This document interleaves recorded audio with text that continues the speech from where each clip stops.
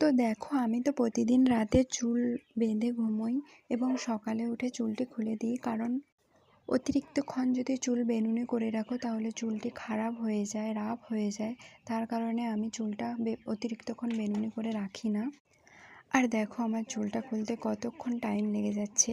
আমার চুল কিন্তু স্ট্রেটই, বাট আমি যেহেতু বেনুনি করে রেখেছিলাম তার কারণে চুলটি ঢেউ খেলানো লাগছে। আচ্ছা, তোমরা বলো তো, আমার চুলটা কি ভালো লাগে তোমাদের? তো আমি আজ থেকে ভাবছি যে চুলের ভিডিও ছাড়বো, চুলটা কিভাবে পরিচর্যা করি। আমার না আগে খুব ঘন চুল ছিল, এখন একটু চুল উঠে কমে গেছে। তাই আমি ভেবেছি পার ডে চুলের ট্রিটমেন্ট করব আর তোমাদের সঙ্গে শেয়ার করব।